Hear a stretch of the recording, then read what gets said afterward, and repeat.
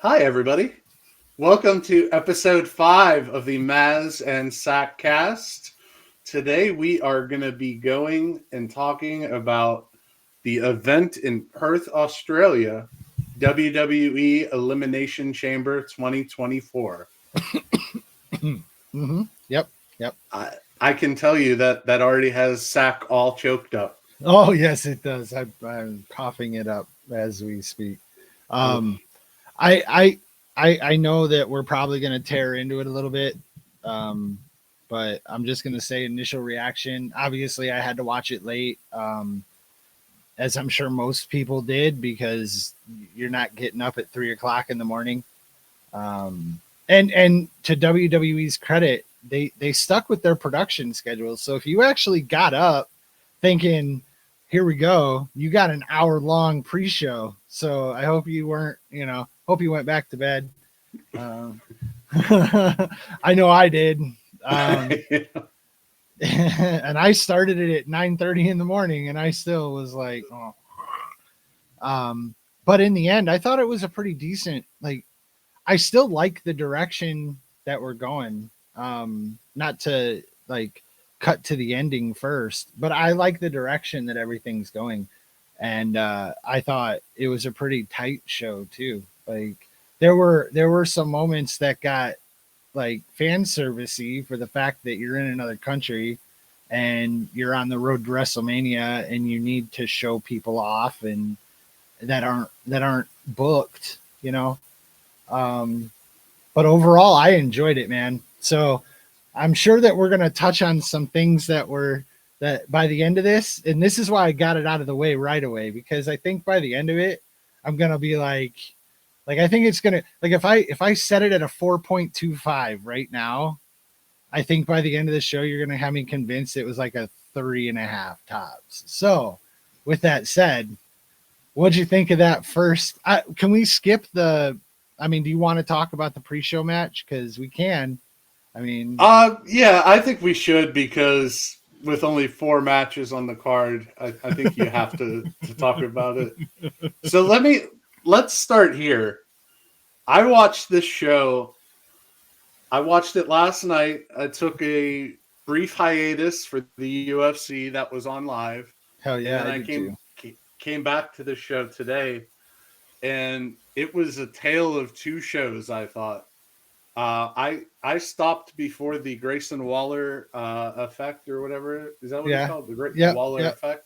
Yeah. And that's where I started today. And I wish I would have stopped last night. Okay, hold on. Hold on. So first of all, the UFC show, I watched for some reason, I think it was just because my dad was here, but I watched every single prelim and every single main card fight. So I can talk about UFC for a little bit too when we're done talking about this, if you want, as a little extra, because I want to talk to somebody about it. And I know you watched it. Yeah. But that was an interesting point to break in the show. Honestly, not we're skipping ahead. I don't give a fuck. I'm gonna stop apologizing for that shit. Look, that's an interesting point to break up, because I feel like the show really did change at that point. You had matches, and then you had I'm sure that you have a clock of this. I was taking a shit today thinking about this. I was like, I bet anything Mike fucking timed how long the entrances were from the start of that segment to the time the entrances ended, because they did some serious entrance. Yep, I fucking knew it. And I can't wait to hear that. I've been looking forward to it all day, because when we got to that segment, it was like you had so much dead. It was like an intermission. And then when they came back, it was a different show. But to get back, I'll just say this: Indy Hartwell getting a match in Australia was pretty cool. That tag team was lame as all get out, and it was Kairi Sane and Asuka deserve so much better, so much better. And I'm just gonna leave that at that. They truly deserve better. They are better talents. They're They look better. They have, and I don't mean like looks. I mean like looks, like the presentation, the looks. Like they're a legit tag team. You can bill them as a legit tag team. Like you're like pre-show against Indy Hartwell and freaking Mrs. Ciampa. Mrs. Gargano. Oh yeah, my bad. Should be Mrs. Ciampa. No, that's the girl that was on Tough Enough. Jessie. I'm just saying she chose wrong. That's all. I'm just saying she chose wrong. Yeah. So when I woke up yesterday, I took to Twitter and I just wanted to see what was going on. I read the results to see what I was in for. But I came across somebody's tweet and they had all the times of the show and they're trying to compare it to AEW. And it was like, there was 55 minutes dead air between the men's chamber and the tag titles. No, there wasn't. I don't dead know. Air. What are you talking about? I don't know. Dude, that was a WrestleMania, a Road to WrestleMania worthy segment. I'm not like I knew you kept the times and I know that the times matter, but to call that dead air is absolute horseshit.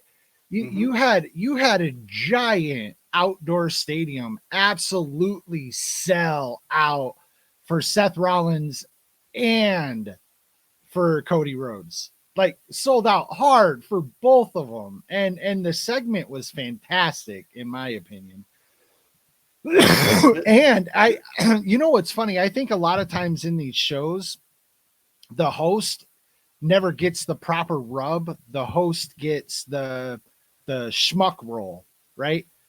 And having Austin Theory get the schmuck roll and having Grayson like hang back on the ropes, just looking cool, and then like taking credit for the whole thing, like at the end, like he called out The Rock on my show, you know, like brilliant stuff, like brilliant stuff. Like, and then nobody cares. Beat up Austin Theory. That's awesome. Like, do that, please. Like, absolutely.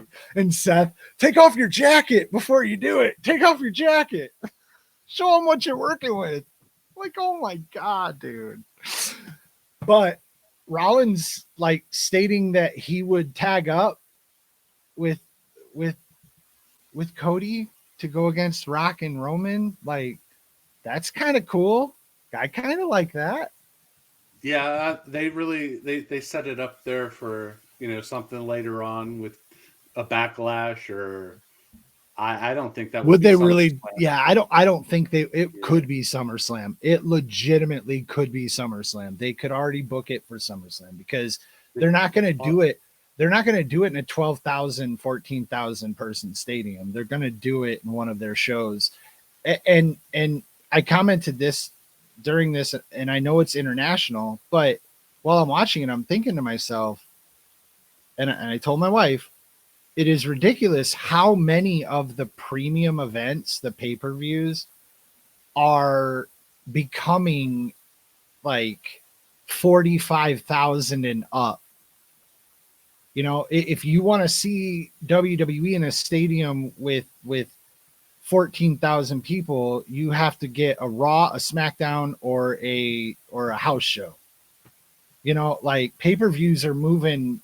They're either going international where they can do big stadiums, or they're doing big stadiums here and they're selling them out, or they're doing the numbers that they need to make it full. Like I wouldn't, you know, right. I'm not going to claim they're selling them out, but you know what I'm saying? Like they're packing them in, and it's insane.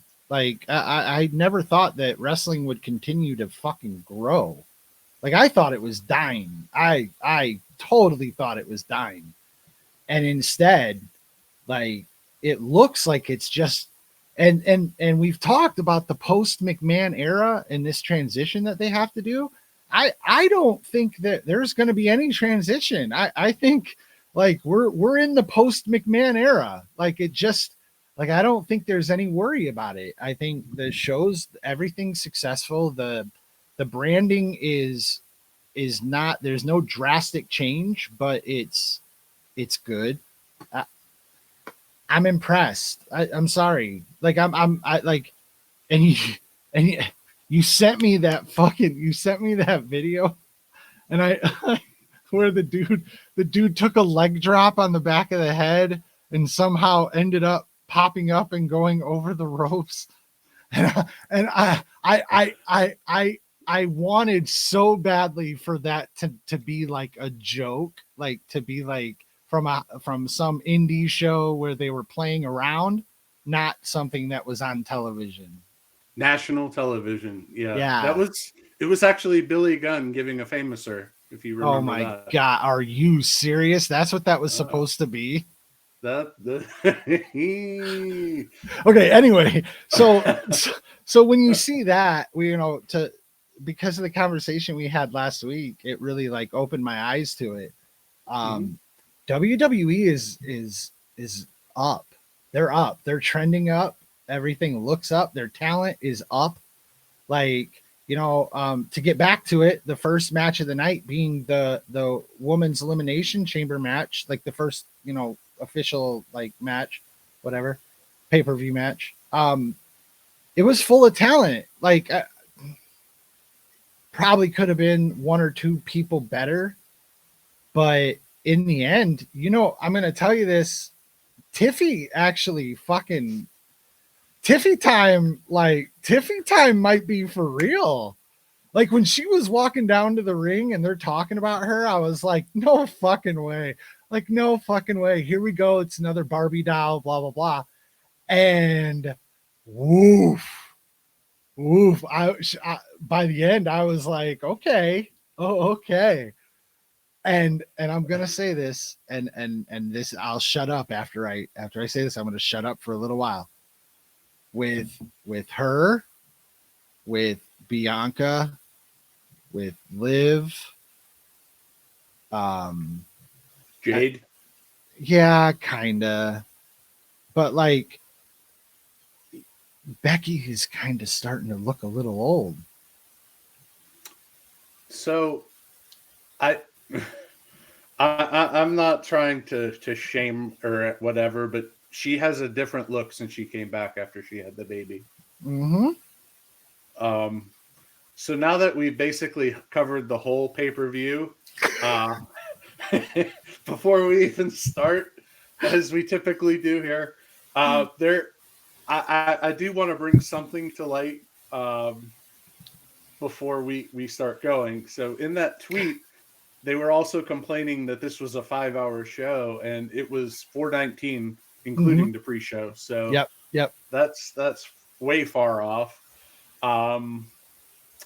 But yeah, I do think we should cover the women's tag match, because it kind of all slides into the whole experience of this 4 hours and 19 minutes. I agree. But let's go. Okay. So 4 hours, 19 minutes, including the pre-show, which was 32 minutes of kind of how we got here and hype to starting this match. They came out at 32 minutes. You had Indy and Candace. Indy, she got the Australian welcome, which was a very nice thing. It makes you kind of they chanted for. It makes you think maybe if the Iconics were still there. Jesse McKay and Kaz, they'd have gone absolutely wild. Yeah. But nice moment. No, I would have.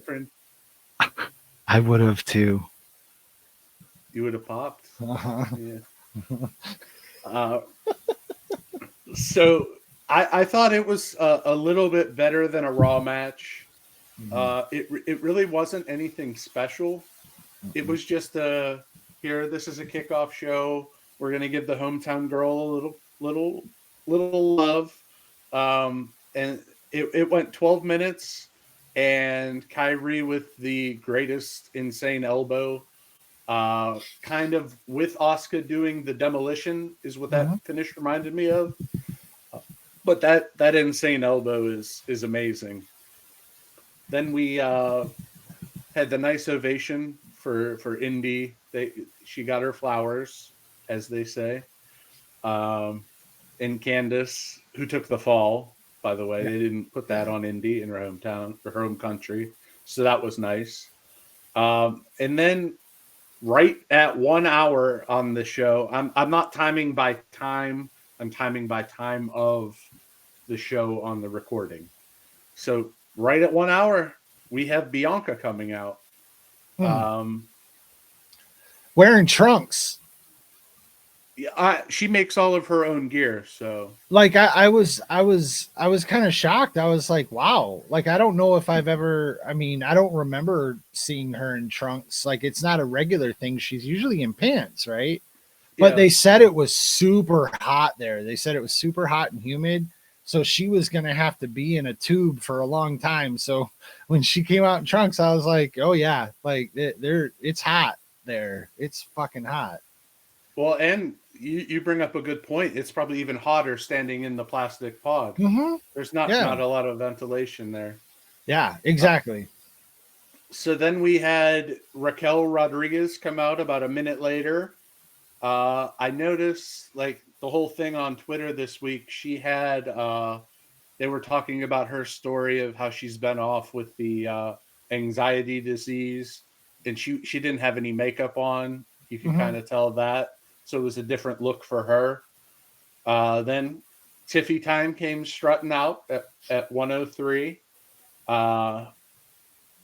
So I've never been a big fan of Tiffany Stratton. Okay. She has a definite look. Yeah. The plasticky Barbie doll, but she's thick, and I think her gear makes everything kind of go along with her body type.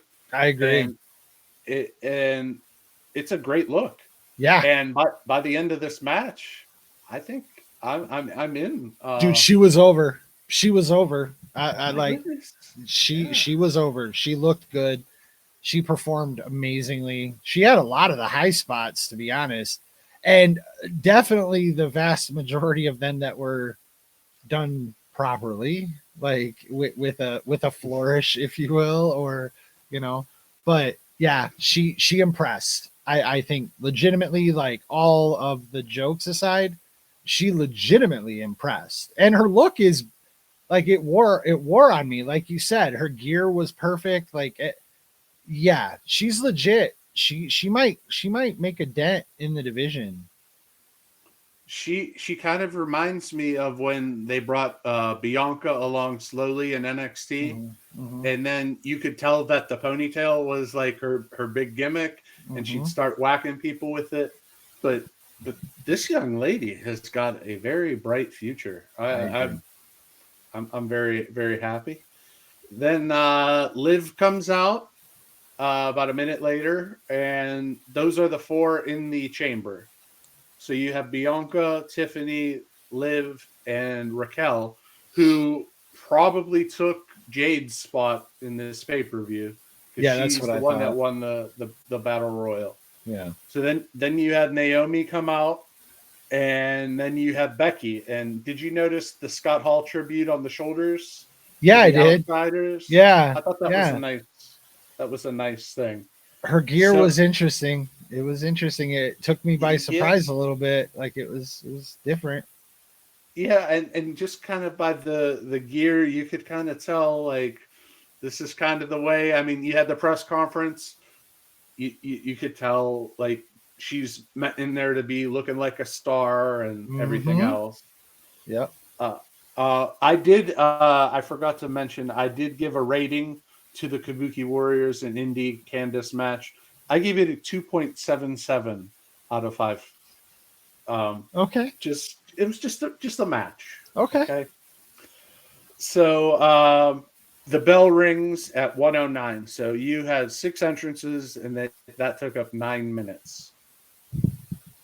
Well, that's not bad. Not bad at all. That's pretty efficient.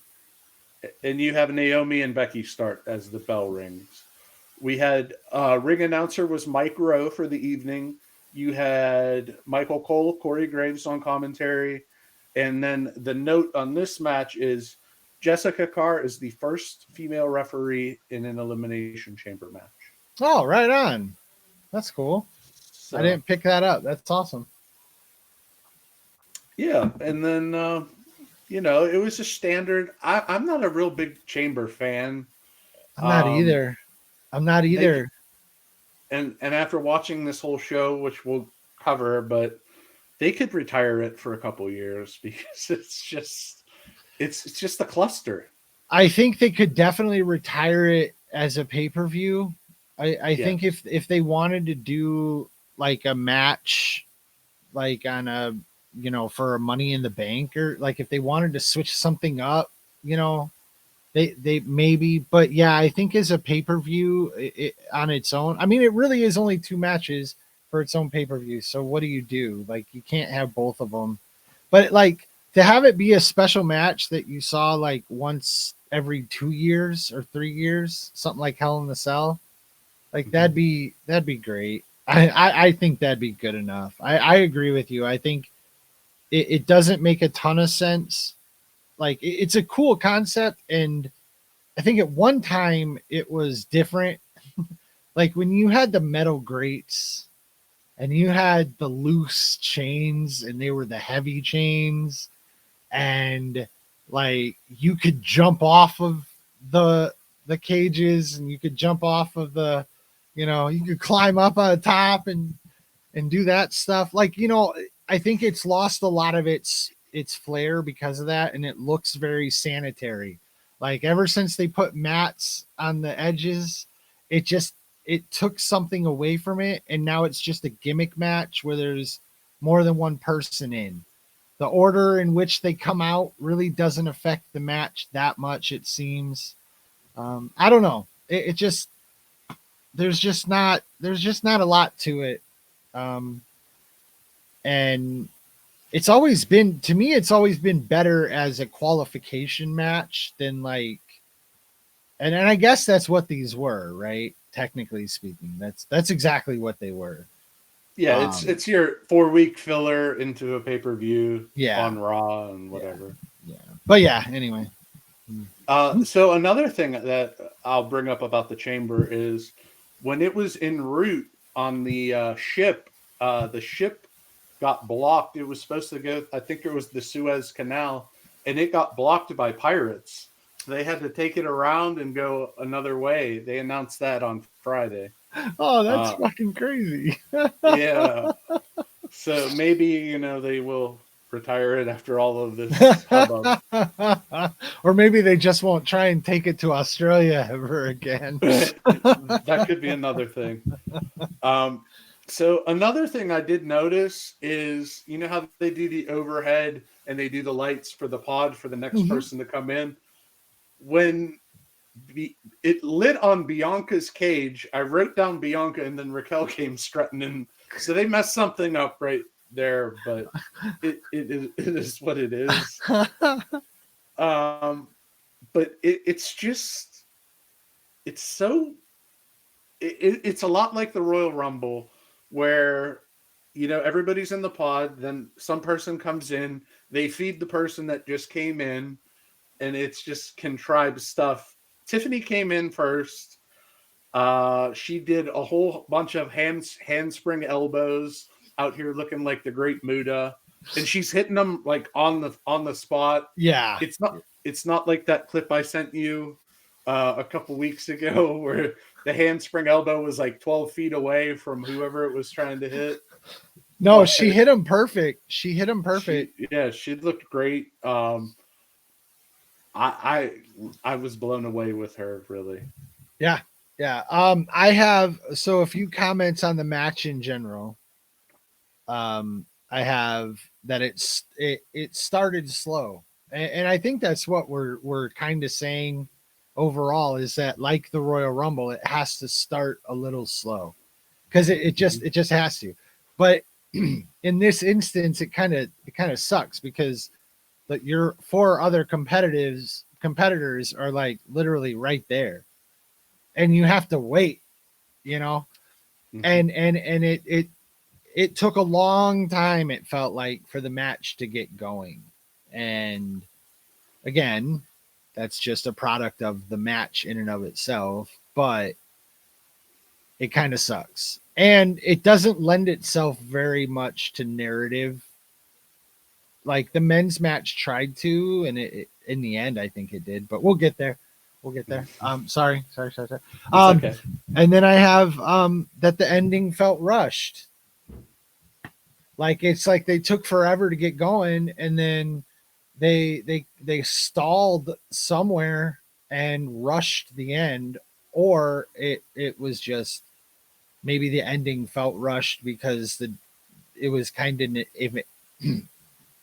it was inevitable who was going to win, and I don't think that she earned it over the course of the match. I don't think from a character standpoint, from like a telling a story in a match standpoint, I didn't feel like Becky deserved that win. I know that Becky, the man, deserves to win wherever she goes, was kind of what they were saying, but I didn't feel like Becky in that match deserved a win. So that was kind of my take on that. I think Liv should have taken it. It should have been Liv's moment, and it would have been shocking. And not shocking. I don't think it would have been shocking. I think plenty of people would have been completely like, oh yeah, that's cool. Like, not, I thought it was going to be Becky, but Liv makes total sense. And I think that would have been okay. But obviously that's not the way it went. So I'm going to throw something out there that I just thought of while you were pushing your girl Liv. But call me. If Charlotte Flair doesn't get hurt, Charlotte Flair wins this, and it's Charlotte Rhea at WrestleMania again. I don't. That sounds awful. But the way that the whole story has been, like, yeah, Becky had nothing to do with Rhea, and then they put her out there for a press conference, and there it is. So in other words, it's a box office thing. They feel like they have to have a clean person. I'm being completely honest here. It's probably an image thing. I think they value the biggest star to go against Rhea at WrestleMania, and Charlotte's out, so they threw Becky in the mix. Because you already have the story with Damage Control with Bayley for WrestleMania. Yeah. So Charlotte's hurt. They put Becky in the spot. I don't think there's anything more to it than that. But fair enough. Fair enough.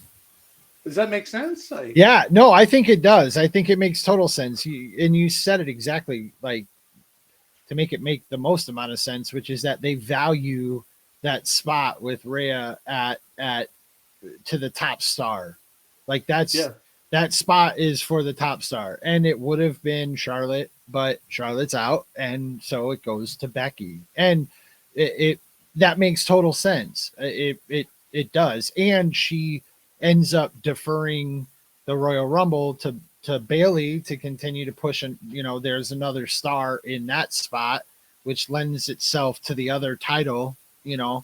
Because I'm sure they're not thinking EO is exactly a WrestleMania ka-chinger for the booking, right. And that's then that's nothing against her. She's a tremendous performer, but I'm just saying, like, when we're talking about star power in these spots, and it appears that you had it pegged.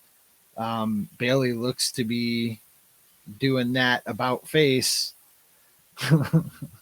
So well, plus they have the story that they've built up for the last 18 months, 2 years with EO. So that just came to my mind. I'm reading through my notes here, and I was like, it's Charlotte. This is all about Charlotte. Yeah. Which, by the way, I wouldn't have liked. I just want to say that here so we don't talk about, like, I wouldn't have liked that. Like, I don't want to see Charlotte and Rhea anymore. And I think I think that they had that pegged as a night I now, because of all the injuries, Yeah. I think they had that pegged as a main event for one of the nights of WrestleMania. Fair enough. Fair enough. Yeah. And So, those are the people that have to be in those spots. That's right. why they're there. That's what they do. So yeah, 100%. I'm with you. I'm with you. Well, that's why we're partners. So Tiffany really got some shine. She did that. Then Liv comes in. Tiffany pins Naomi after the power bomb off the pod. The pod. That was a pretty cool spot with the kind of sunset flip that she wrapped her up with and pinned her. Yeah. Yeah. Then they brought, I thought, Bianca in, but Raquel came in. Bianca comes in after that. Then Liv gets the pin on Tiff. Raquel got pinned by Bianca after the KOD. Then, now this is where you said the ending was rushed.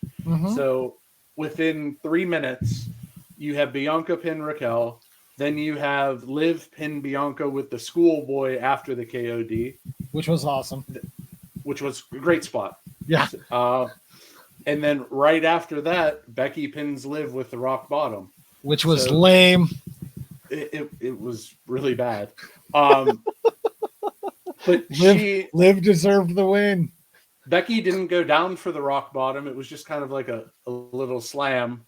And it literally happened like 10 seconds after the previous pin. So I don't like that there's no story, that they just go. And then, but Liv is the first loser in both the Chamber and the Royal Rumble, right? Yes.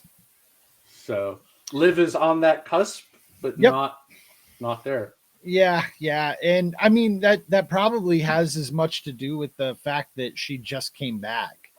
Like, I mean, she was gone for a while. So, you give her a couple of big spots to see if she still hits with the crowd and if she still is deserving of that spot. Personally, I think she's proven in both matches that she is absolutely deserving of the spot. Like, I don't think there's any argument there. Like, yeah, I have an affinity for her. I'm absolutely smitten. But I think she's proven she's still there. She's still got it. The crowd is still into her. Like, her look is still fantastic. And yeah, like I think she's right there. It wasn't going to be for this WrestleMania season. She had to, and to be honest, the second loser spot or the first loser spot isn't a bad place to be for, going into WrestleMania. It's definitely not a bad place to be. But what is she doing for WrestleMania? So that I was just thinking of, and so you're going to have Rhea and Becky, and you're going to have Bayley and Io. So there's probably going to be some multi-women's match, or they'll do the Andre the Giant Battle Royal or whatever they do, and that's what it's going to be. But you got to have Bianca in there somehow. You probably have Liv. Maybe you bump Jade in there, give her a flower, and then maybe some heels. If she's okay. Yeah. I don't think Charlotte can come back this soon, so maybe you have the Kabukis. Maybe you do the Kabukis versus Bianca and Liv. You could do a pretty cool. I mean, you have time. You could do a little qualifier. You could do a cool little, who's going to take them on kind of thing. Cause it's not a bad spot. Asuka can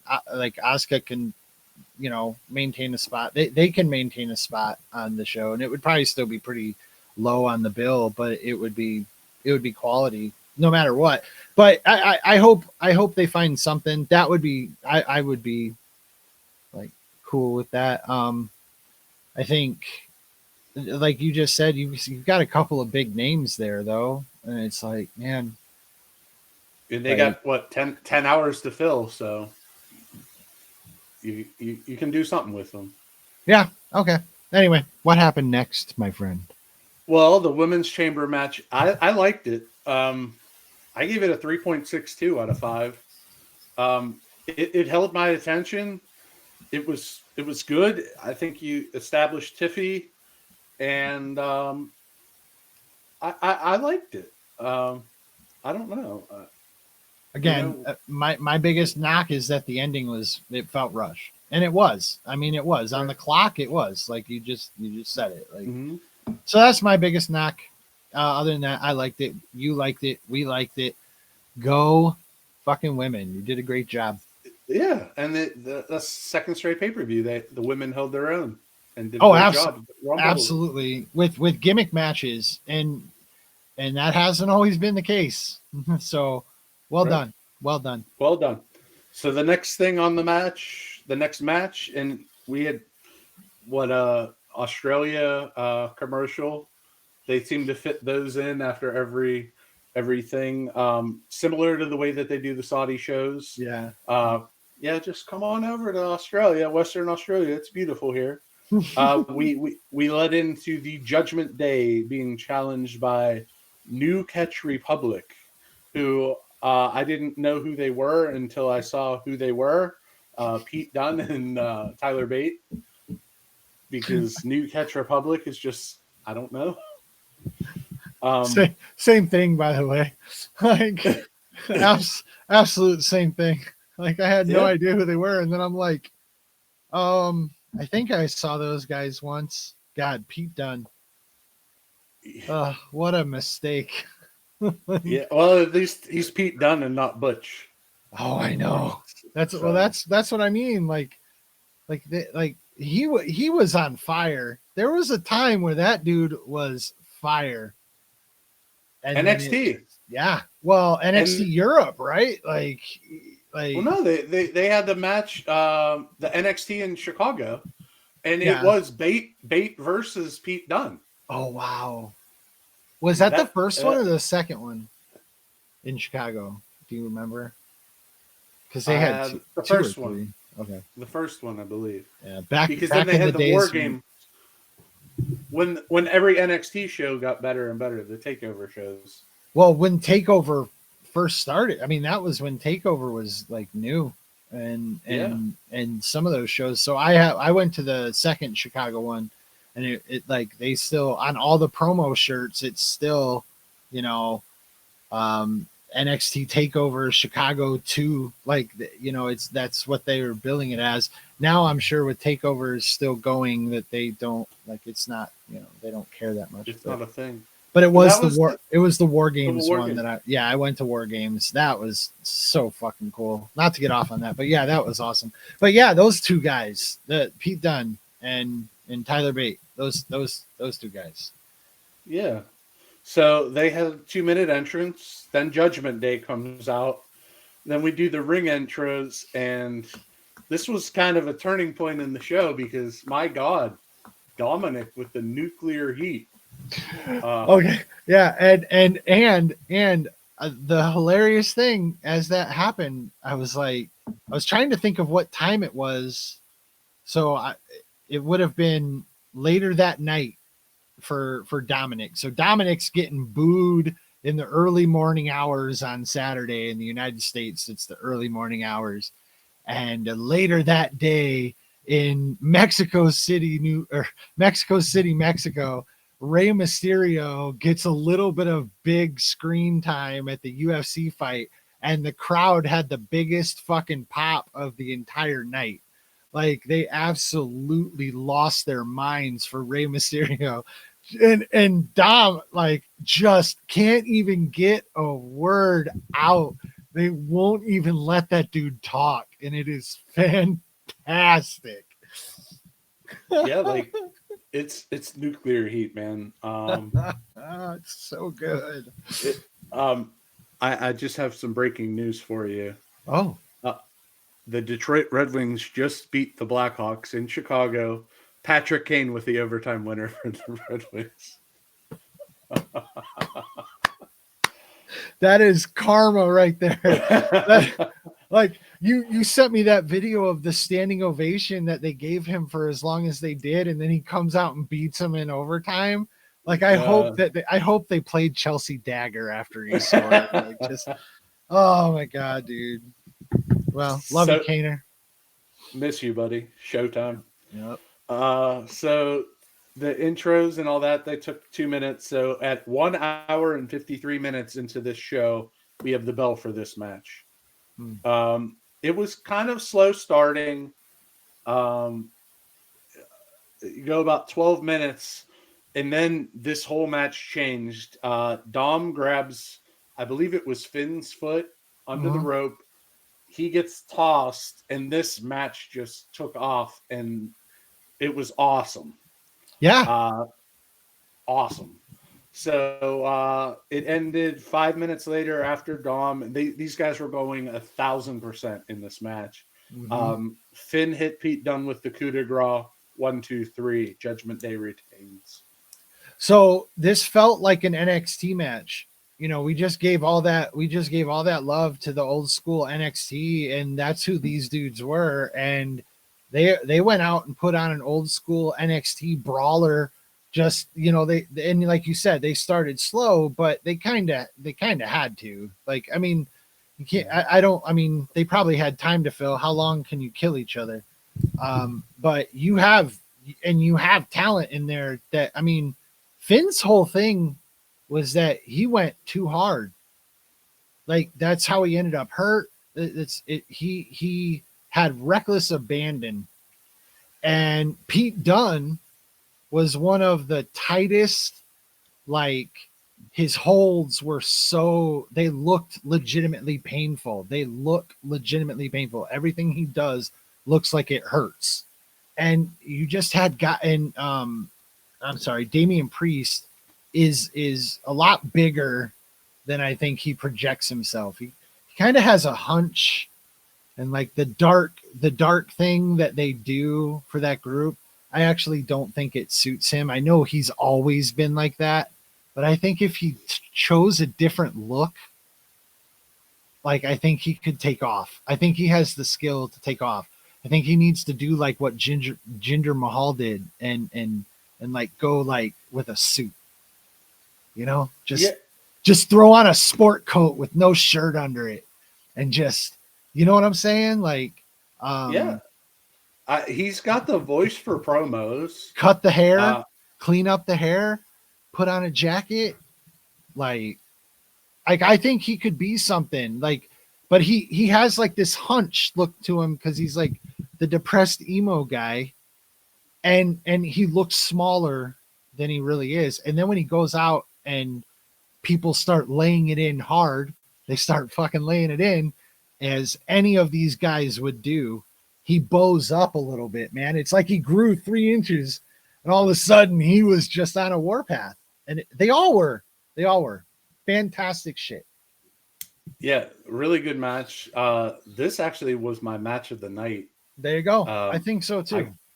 Yeah, it was awesome. Yeah. Like, Yeah, I I think so wasn't. too. I was expecting some garbage, I and was too. I was we got expecting great. filler. And you're talking about a show where you only had four matches for the show. Like, Yeah, that, it on paper it looks like this shouldn't go. That this should not be here. And then they did. They came out and showed up. So again, I'm. another prop. I, Two matches in, and it's all props. yeah, it was great. I think Finn hurt his thumb. It looked a little weird when he had the titles at the Mhm. end. But awesome match. I gave it 3.66 out of 5. It was really good.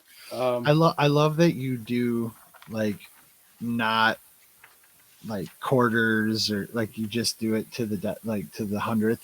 I love that. It's it's really so what sets me precise. apart from all those other people. There you go. Hey, it's what makes you fucking different, brother. Exactly.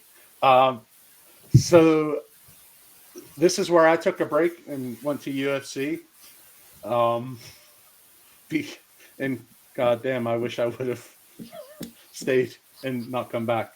But 2 hours and 16 minutes into the show, we have Austin Theory Mm-hmm. get introduced. He comes out, he's talking a little bit. Mm-hmm. Then Grayson Waller comes out to a hometown country welcome. Mm-hmm. Then the crossover with UFC that's been happening recently. I texted you this. I didn't want to spoil it, but it was a cool spot. Yeah, The Shui with Tai yeah. It was okay. It's a moment, you know. A good moment's a good moment, and The UFC crossovers from day one, I've always said out loud that Dana White and Vince just made sense as like, maybe not a mentor or a business partner situation, but as a similar, vibe. Like when Vince was young, I'm not talking about old Vince, but like Dana kind of came in and took over and made it the industry, right? Like he took a very small organization that was falling apart and was almost was done, and didn't just make it viable, but turned it into the brand of the sport, like globally, right? So I always understand how those two things could go together, and I like them. I always hate thinking that the UFC, that it damages mentally a little bit the credibility of UFC. But gambling has already done that, so who gives a shit? And it's also wrestling. The crossover with wrestling has kind of propelled UFC because the way that they're selling these fights was with wrestling promos. Yeah. And here's the other thing, like the fight should feel big, right? Like that's the other thing. Like and I think that's what WWE is doing differently now at a much better pace with their new producers, the people that they've hired and everything else, is that it feels like a fight. It feels like an event. It doesn't just feel like whatever. Like it's got that feel, and that crossover thing kind of bridges that gap. Like I said, Ray. So you had Ray in Mexico last night, and then you had the UFC guy tonight, and you have these great crossovers, and it's fantastic. It really is. Monday, Michael Chandler was on Raw, and he cut a promo on there. So that's awesome. And with them both being under the Endeavor umbrella, I'm sure we're going to see more of this. Yep, so that's absolutely. Really cool. Also, one other thing I forgot to mention during the tag team title match, it seems like WWE is making them a big deal where they're doing fight announcements for championship matches. They're waiting for them both to get in the ring and then introducing them there. It just gives it a different aesthetic feel to the match. Absolutely. And it's noticeable. Yeah, it stands out. It makes the championship matches special. Yep. So then after Waller comes in the ring, they introduce Seth Rollins. The crowd goes bananas, singing his music the whole time. Go ahead. I know you No. I said it. I'm not gonna yell. Like I don't want to hurt my voice, but I still do that. I still hit it, just like I always would do, baby. But those days are over. Yeah, since he's a manager now. So, so then 2 minutes goes by, and we have the all-time superstar entrance of all. Cody Rhodes comes out, typical top babyface fashion. He's signing autographs on his way to the ring. Yep. The people. Man of the people. A man of the people. Oh my God, dude. They sang every word to his entrance theme. He slapped 5 with everybody on the way to the ring, signing autographs, kissing babies. Let me ask you a question. I'm going to ask you a question right here. I'm interrupting you because I want to put this on the fucking record. I got something. How amazing is it going to be when he fucking turns? When Cody? He fucking turns. Because Cody is a good villain. Okay? Cody is a good bad guy. He's got the psychology. He's a great baby face, and he was going to come back as a baby face. But just think of how he could use use this whole finish my story, blah, blah, blah. And then he fucking turns, and him and Rock are fucking like best fucking buddies. And like, just, there's something. It's like, it's coming. But yeah, I think it was overdone. That's why I feel that way. Like, I totally get it. he's a nice guy, sure, whatever. I believe that, but I know that he's business. The thing about Cody is he's business. So if he's signing autographs on the way down to the ring, it's business. And the way that the crowd is so into him right now, they could ride it past WrestleMania if they really wanted to, or they could just take it and just boom, and he'd be they could turn Roman fucking babyface on that if they could do a double turn, and it could be The Rock's fault. Like it could be a double turn, and The Rock could be he could betray Roman with Cody at his side, and Roman would be a babyface immediately, and people hate him, but he could turn it around like immediately because there would be that much emotional swing with the crowd. It'd be fucking awesome. When was the last time you saw a good double turn?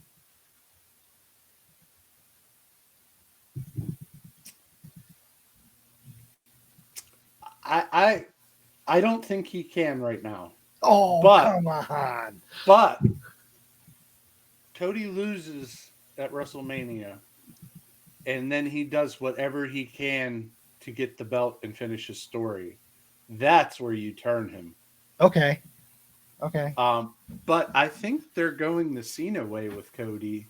And he's doing the Make-A-Wish kind of stuff now, and he bought I don't know if he did, but he got the wrestling club tickets to WrestleMania. It's just there's Cody Bears everywhere, and I don't think it's the time, because if you mess it up, you're looking at when Austin hugged Vince at WrestleMania, and it just kills the business. Yeah, that's fair. God damn it. Why can't things be cool, man? So say you turn him and he becomes a heel. People hate him. Look, I get it, but you're talking like, and it's the Cena problem though. You're right. Like you're absolutely right. But it is a problem because it takes the business from being like, it takes him out of the business that he's in and puts him into a different business. It puts him into the business of his image. Like, and it makes that person bigger than the business. And it leads to poor decisions for the business. Like and it's not the first time it's happened. And it's not like documentaries come out about this shit years later about the guys that are just like, dude, I got wiped off the map because he couldn't do this or he couldn't do that, whatever. I don't want to see. Cody is still too good for that. Like, there's still too much there, and that'd be so disappointing. But you're right. How they do it. I tell you how they do it, though. How? You turn him heel within 5 seconds. Mm-hmm. Have Brandy jump the rail and interfere and him win. Oh, that'd be amazing. Because she's a fucking heat magnet. Oh, I know. I was disappointed she didn't come with him, but I think you're right. He couldn't come in and go to the top of the babyface with her next to him. It wouldn't have fucking worked. But then if you do turn him and it flops, then what? Yeah, do you make him Stardust again? Like, no. Oh my God, no. You can never go back there, dude. I think he's too popular for it to flop unless he sucked at it, and I don't think he would suck at it. I guess even Randy Orton has had runs flop because he couldn't pull off, the character change. People have flopped on changes. That is true. Even top guys, But yeah. I think CM Punk's last babyface fucking change was the worst thing he did before he left, like after the pipe bomb and everything else. And when he came back and washed all through that, and then he was just way over, but then he became stale and he was just the nice guy. And it's like, I wanted I wanted the cult leader back, like I wanted old school, like grow your hair CM Punk, like I wanted the white t-shirt with the black, and the, like, I wanted that back, and that guy didn't come back. Or he went away after that change, after that, when he lost Paul, right? Like when him and Paul broke up, that was kind of. Well, then they brought The Rock in, and he was just flatter than a plate of piss. I'm so sick of that. That was so bad. I don't even want to talk about that. That shit was awful. Yeah, that's why he left. You remember how bad those WrestleManias were? Can we just be honest? Like I'm looking forward to WrestleMania coming up, and I know we've talked already about the 2-night thing and how it makes it different and everything else. But that stretch of WrestleManias were so bad. They were so bad. They were so bad. Anyway, sorry. Continue. No, you're fine. So we have 2:10 till 2:42. So 32 minutes was on commercials, the Grayson Waller effect, and I guess we should get into the Grayson hold on. effect. Yeah, hold on. Let's do that. So from the end of, I want to do this because we're going to make this as official as possible here. Okay. I want to get you a solidified platform. So from the minute that they cut from the Judgment Day leaving the ring, right? So the moment they cut and go to a commercial, what do we got? How much time do we have before all the entrances are done and somebody actually talks? Talks on this show? Yes, on the Grayson Waller effect. So you're at 2:11 up until 2:26. Okay. So 15 minutes. 15 minutes of entrances. Well, Austin Theory talked a little bit on his way. Okay, but whatever. But 15 minutes of entrances before the segment like starts. Yeah. Okay.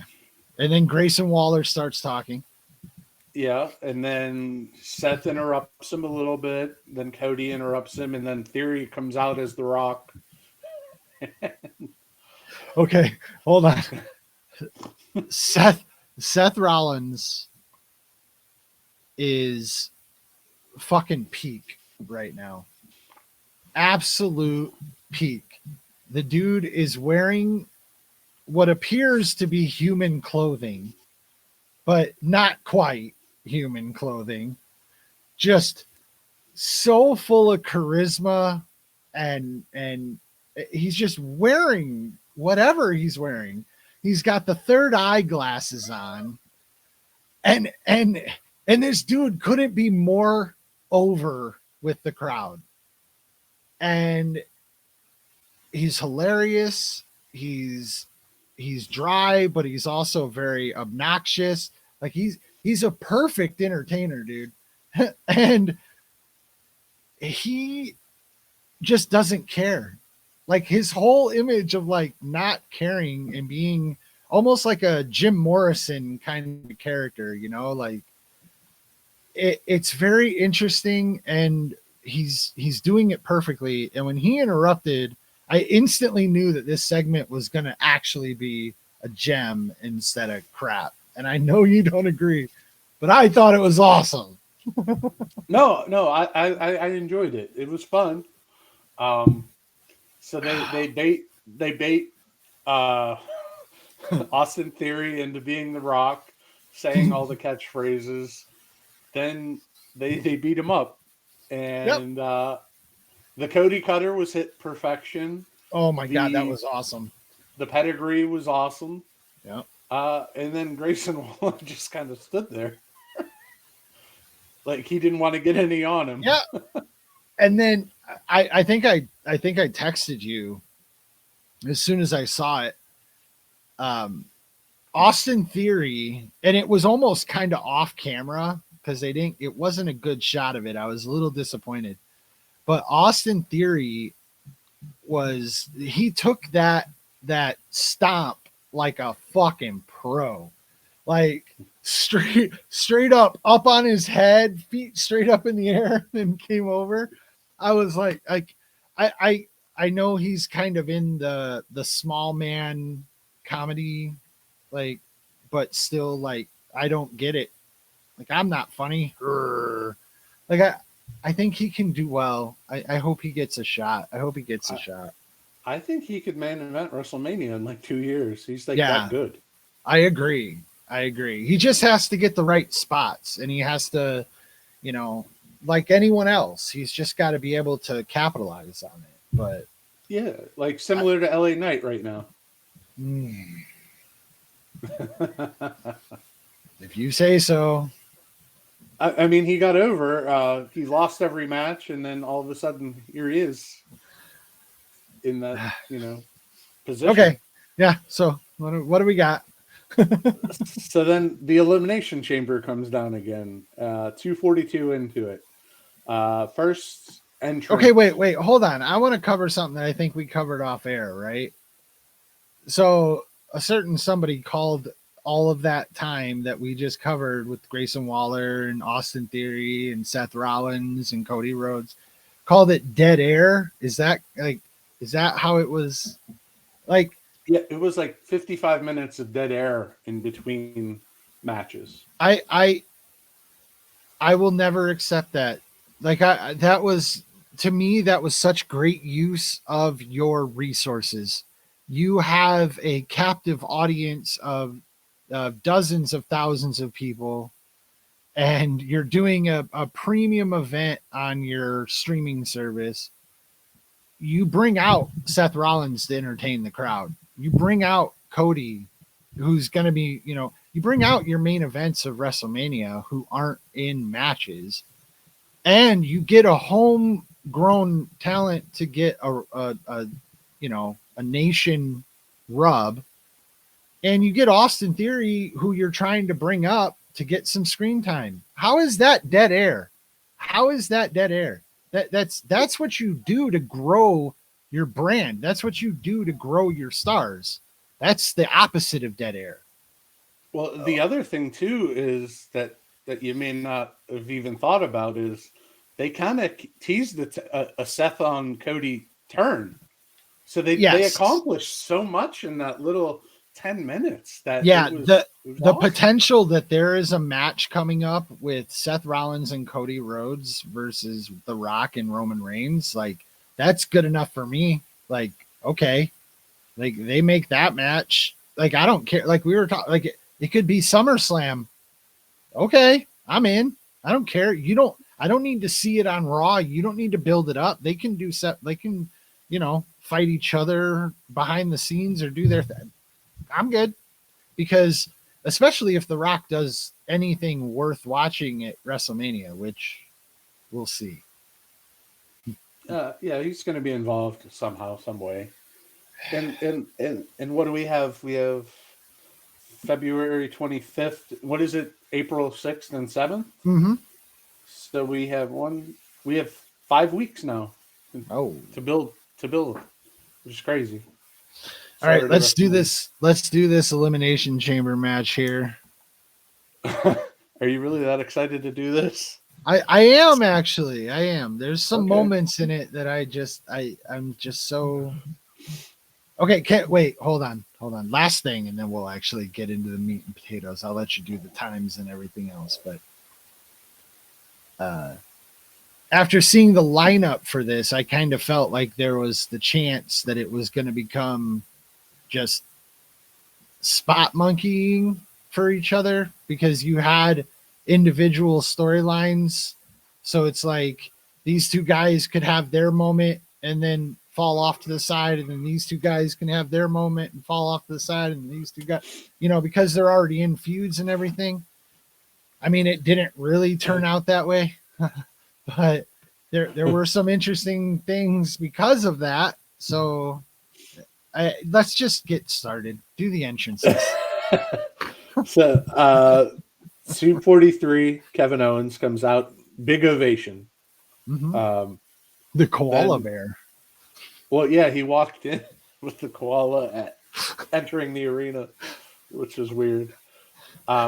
Then Bobby Lashley comes out. Not not a lot. Not a lot of heat. Looks like $1 million, but As always. yeah, the people don't care. Nope. Then Logan's crappy music hit. He came out. Then Randy comes out. He probably should have stayed back. Yep. Uh, then Drew comes out, and then LA Knight comes out. So we are at 16 minutes worth of entrances on this one. And Yeah. Jesus. And that's with so that's almost the same amount of time it took for 4 people in the other segment. But one of those, well, 2 of those were like standing ovation level, and one of them, like you said, Cody was signing autographs for people. So he took his sweet time to get down there. And still for an elimination chamber match. And just for reference, how long did the women take to get through their entrances? 9 minutes. Okay. I mean, that in and of itself is a problem for the match. Like it shows in the match too. Just saying. So we start out 2:58. We hear the bell. It's LA and Drew starting the show. They did absolutely nothing. Like, it was just basic feeling out for a long match. Then Kevin Owens comes out at 3:03 as a man possessed. He did a couple cool things, but nothing really. Bobby comes in 3:07. Randy comes in at 3:12, and everything is just very slow paced. When did Randy hurt his back? Because he spent a lot on the floor. I don't know exactly when it happened, but I remember there was a moment because Michael Cole finally said something, and he was just like, I think Randy is seriously hurt. He's like, he doesn't normally move like that. And of course, you know, as a fan of this, I always watch for that because guys do get hurt. And I've seen Randy get hurt during a match. I was watching live when he fucking broke his collarbone and his shoulder was just, I mean, it was terrible. And the dude knows when he's hurt. I don't know if he was hurt, but it definitely looked like he was having a problem. And if he wasn't legitimately having a problem, then he didn't need to be in that match because they made him look awful. And he would take a bump, and you could see. I'm thinking either a back spasm or maybe a herniated disc, because when he would move weird, you could see pain shoot down his leg, and he's grabbing at his leg. So yeah, well, they should have got him the fuck out. Yeah, I mean, if he's hurt, why can't you get him out? You know, I don't. Like I'm sorry, like I didn't know if he was legitimately hurt.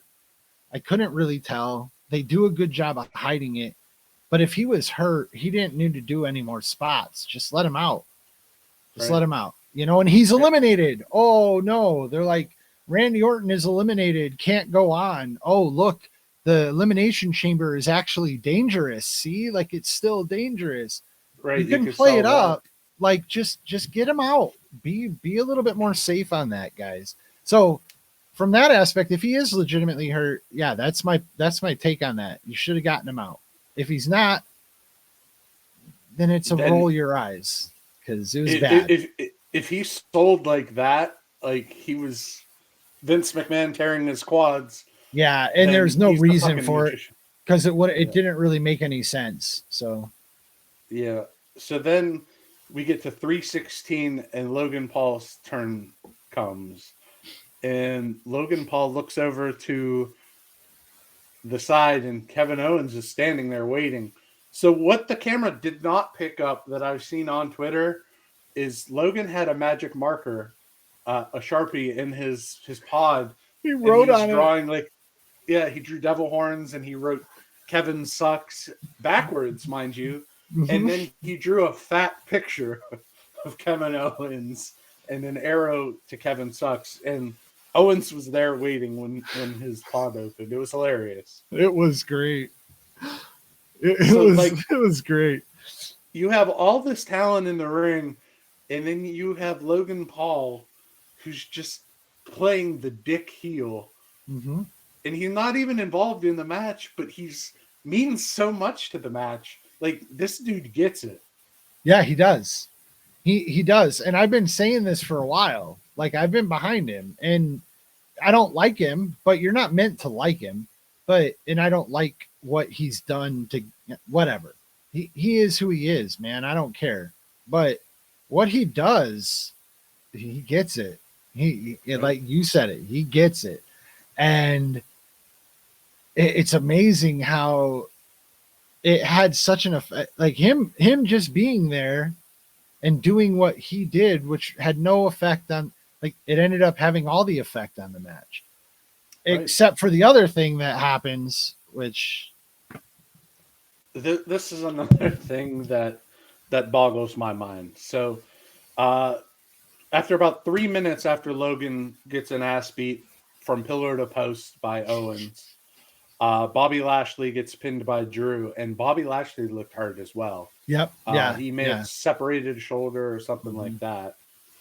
Then 2 minutes after Lashley is out, I guess when they open the door, AJ Styles comes in looking yoked as all get out and destroys LA Knight with a chair. He just laid into him, dude. Just shot after shot after shot. And then he hit the Styles Clash on the chair. And he looked like $1 million. He did. I've never seen AJ look that big. But why is he there? Clearly, that's a match at WrestleMania. It has to be. So it's a rub. So again, here we are, and I need it explained to me bit by bit. I need it explained to me. What is the appeal of LA Knight? What is the appeal of LA Knight? It is the catchphrase, yeah. So I don't really think he is. He doesn't say a word. He says so much in his promos without saying a word. No. I'm sorry. Hold on. That was me fucking up. Delete, rewind, delete, try again, take two. He says a lot of words, but doesn't say anything in his promos. Yeah, nothing means anything. Yeah, he doesn't. It's just hyperbolic fucking catchphrases on a fucking loop, one after the other. And it's the most vapid fucking annoying thing. He has no look. If you're going to tell me that this guy has some look, then what was your problem with Elias? Like Elias, they look like the same guy, just with longer hair and more scruff and probably fucking bigger muscles. And Elias could sing. He was awesome. Bring back Elias. I'm just saying, I don't understand what the thing is with LA Knight. I don't get it at all. I think a lot of it is he's lost for 2 years, and now he's into this main event push because of his music also sucks. We got into this during the Royal Rumble with Logan Paul, but LA Knight's music is terrible. Terrible. And okay, so he's lost for 2 years. So the crowd is behind him because he's got a little charisma, and he's, that's awesome. I totally get it. But is he really are they gonna put him over on fucking AJ Styles at WrestleMania? No. Oh God. No. I hope no, not. But if you think about it, that's another match that it kind of gets people talking because everybody loves AJ. Yeah. Regardless, if he's a good guy or a bad guy, you love AJ because he's great. LA Knight is kind of he's what he is? He's kind of the Liv Morgan of the male division, where he just kind of came out of nowhere. People find him cute, and he's there. Oh. But maybe Liv Morgan is fucking talented, dude. Her facial expressions, her Dude, she's amazing. Don't sell her short. Her short skirt and her little L- bubble butt. LA Knight is a bum. Well, he's there, but maybe you get him a little steam because he lost his title shot on a sneak attack. He has some fired up promos going into the match. Gets the match some heat, and he's going against AJ. So I don't really find that much fault with it. It's way came better out of than nowhere. It came out of nowhere. Like I didn't see it coming. You know, you don't see interferences coming when it comes to an elimination chamber match. Right, right. Unless it's somebody on the outside, like back in the day with handcuffs. Handcuff them to the cage. Those were the days. But I mean, I'm happy that it's AJ and not like Sheamus. Mm-hmm. So yeah, it's fair something. Enough. Fair enough. I got something. You. Okay, let's get there. So Drew pins LA. He's gone. AJ just walks off because he took a powder. Yeah, whatever. Then like Randy hits an RKO. He hits a Owens is gone after the RKO. Mm-hmm. Randy like is really selling the leg to go along with the back and whatever happened. And then he hits about 5 minutes later, he hits Logan Paul with an RKO. Logan Paul is gone. So then it comes to Drew and Randy. But then Logan Paul comes back in with brass knucks, hits Randy, and Drew pins him. And a flat finish. Just garbage. So here's where I are you already moving? So you're already like, is this your way of already setting up what comes next for Logan Paul? I think it's a 3-way with Owens and Randy, right? Maybe. I mean, maybe. I don't know. That would be interesting. Adding Randy to that match, like that'd be kind of cool. Not this Randy that was in this match, but Randy from 2 years ago. Yeah. Because I don't know what happened to Randy. I hope he's okay, but yeah, he wasn't Randy. He looked like fair enough. He looked like 52-year-old Chris Jericho in there. Oh my god! It was not a good showing for Randy at all. But overall, what'd you think of the match? I thought it sucked. 2.51 out of 5. I hated it. I hated that I had to waste 45 minutes of my life. Actually, no. 53 minutes of my life. It was awful. I'm sorry.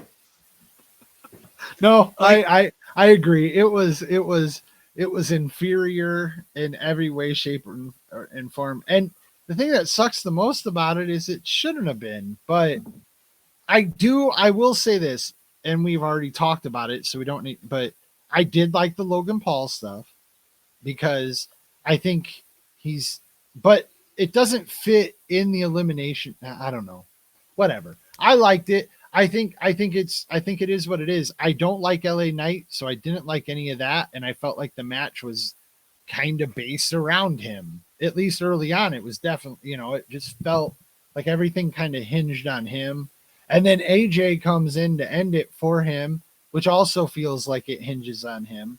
So it's kind of like once he's out, then it becomes the only logical winner is Drew McIntyre. So it kind of I did not like the match. I thought it was a bad match. You thought it was a bad match. I didn't think it hurt the show because it was still a gimmick match. It was still Elimination Chamber. Your matches going into WrestleMania are still what they are, and there was still some interesting stuff. And it didn't go last. Which was nice. But yes. If it had gone last, I would be pissed.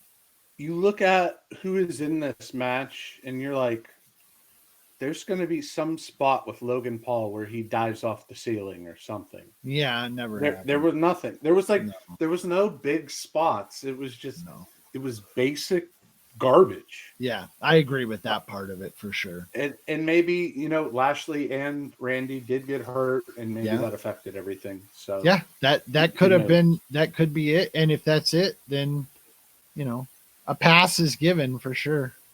Yeah, and Drew, I I don't know how I feel about Drew, but Drew's got the CM Punk spot. Clearly, CM Punk was going to win this, so it is what it is. So isn't that weird? I mean, like looking back now that we've gotten this far into the show and we've like both elimination chambers came down to other people's spots getting filled. Yeah, because they're down, and that's and the great thing about WWE and where they are right now is they're not super disappointing. Like, yes, would I rather have CM Punk than Drew? 100%. But I don't mind Drew in that spot, and I think he's capable. Like Drew is a fucking monster, and Drew can put on matches. I don't know what it's gonna look like. I'm not. I don't know. Whatever. I think we've seen it quite a few times, haven't we? Seth and Drew. I don't know. I don't. But here I'm going to say this about Drew is Drew had his moment at WrestleMania when COVID shut the world down. So maybe he gets his moment here, whatever. So good for Drew. But yeah, both matches ended up with somebody winning who it was supposed to be somebody else, and they're filling a spot, but we're still happy for them. So that's good. And that's the other thing that you can say is WWE right now has enough star power that can happen. Yep. And not miss a beat. Absolutely. 100%. So good for them. So then we get into another commercial, and West Australia visit us. And then we come back and there's a familiar music playing. And Triple H is in the ring. Wait, no. Hold on. Say it right. Paul Levesque. Paul Triple H Levesque. Now we're calling him Paul Triple H Levesque. So just everybody's on notice that he has his serious name out now. We know the guy for real. So when he comes out with that name, he's coming out as the boss. And yeah. Is that his Christian name, I wonder? Paul Levesque? Yeah. I mean, that's what everybody's always called him, like by name, like his name. So I assume that it is. Well, Paul comes out to thank Australia and announce that 52,590 people packed this. Was it soccer or rugby stadium? Rugby, yeah. And it was a nice show. I like that the floor seating, that with the pillars, they kind of made it diagonal so they didn't jam all the people in there that they couldn't see shit. Yeah. But, it kind of had a weird effect on certain camera angles though, and I think that's why like some of the shots I was disappointed with some of the stuff that didn't get on camera, because they were trying to stay away. And I think if you go back and watch it, I might be crazy, but to me it was something I picked up on. In the early points, there are a couple shots where you can see the floor where it's empty from, like, you're on the in-ring action, but like, because when you look past them in the background, you can see all this empty space. And I think they started trying to avoid those shots more as the show went on. So that was weird with the empty space, but it was good for the fans because they didn't just cram seats in. And they did the nice fan out too, where they're like, dude, we're only going to sell tickets for seats where people can see, because there are plenty of stadiums, and I'm sure people have noticed this or had this happen to them, where they will sell you tickets that you can't see shit. Yeah. So good on them for that. Yes. Maybe, the major problem is that they put white floorboards down, because then it made it more vibrant, where if it was black, maybe you wouldn't have noticed as much. Yep. But, it was a nice crowd. they probably spent $520,000 on pyro because it just kept going and going and going and going. So It was they good hustled. though. It looked good. Yeah, it looked awesome. That river back there that they had and Mhm. everything, it was awesome. So 3 minutes after Paul, the COO, is out there, they hit the music and Nia Jax comes out for the main event. Main event Nia. Let's just go with that. Did she have different music than normal, or I don't, dude. I couldn't tell you, especially is when it it comes to Nia? Nia. The only Yeah. reason I care to watch a Nia match is because the other person that's in it, or to see if she's gonna hurt her. Because at this point, I mean, she's only got to hurt one or two more people before I'm pretty sure she set the record for people who still have main event level jobs and hurt people consistently. And Well, I thought it fucking happened tonight too, by the way. she is the cousin of the chairman of the board, The Rock, now, so Mhm. she's right there. Nepotism, it runs well in WWE. Oh, it's only getting better too. For a Oh, moment, we all thought it kind of would go away, and now it seems like it's just even fucking worse. yeah, how about that? How about But that? so going into this, you have Rhea and Nia. Rhea coming home to her home country, main eventing, which is a nice touch. But then again, it's against Nia, so you know that it's going to be a limited match. Mm-hmm. Perhaps being the high spot of Nia yelling "my hole." That would be the only thing that Nia could really add to it. But it Hey, was the suplex off the fucking top rope though, like where Rhea, like, uh, that was a fucking spot. That was a fucking spot. I mean, you could see. I mean, the whole move took a lot, and I thought it was a spot in a championship match. I thought it was a spot. Now I understand it's a limited spot. I get it. Like I understand what you're saying, but again, in a match like that, it's still a big one.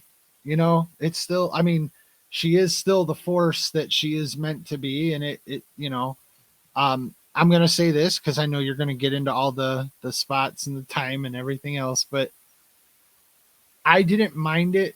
I thought it was a pretty solid match. Rhea looked good. I have written down the perv moment of the night happened in this match. There was a moment where Rhea was like in a cat's pose, like on her hands and knees, and she was facing the camera with the big Cheshire cat grin on her face. And there was a guy in the front row that you could see on camera. And when she got in that pose and held it for a little bit, you see the dude reach into his pocket, pull out his phone, and start recording. And I'm like, dude, you just got busted.